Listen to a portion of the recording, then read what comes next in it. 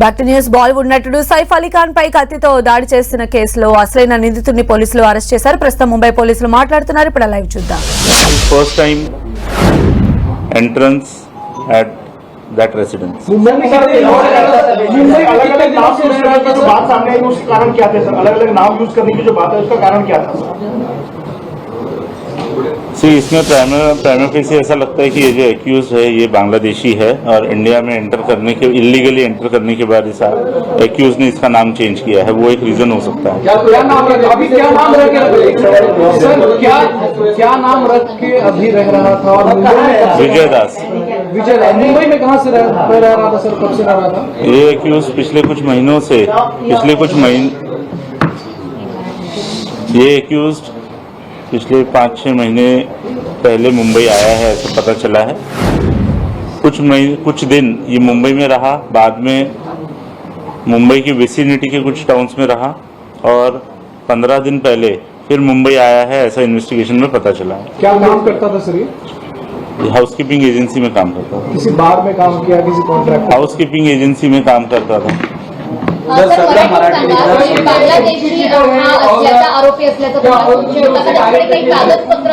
दिनांक 16/1/2025 रोजी बांद्रा पोलीस स्टेशनच्या हद्दीमध्ये अभिनेता श्री सैफ अली खान यांच्या घरी ज्या हल्ल्याचा आणि जबरी चोरीचा प्रकार झालेला आहे त्या अनुषंगाने एका आरोपीला अटक करण्यात आलेली आहे। सदर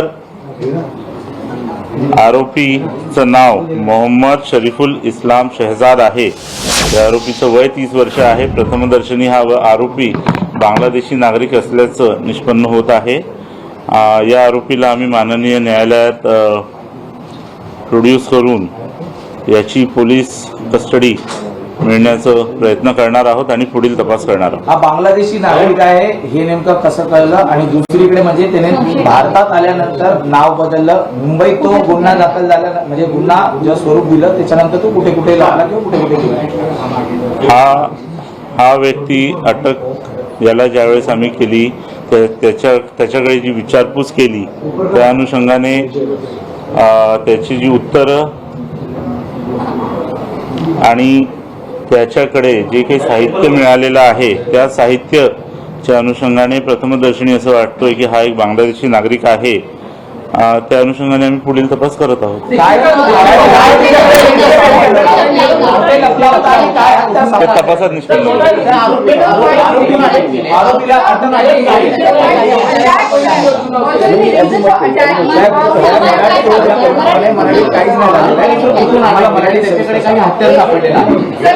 सदर आरोपीला ठाण्यातनं अटक करण्यात आलेली आहे आणि पुढील तपास सुरू आहे।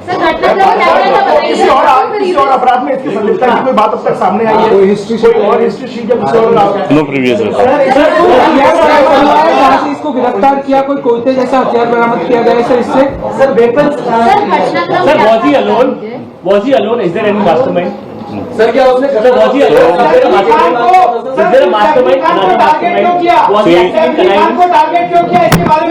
Request to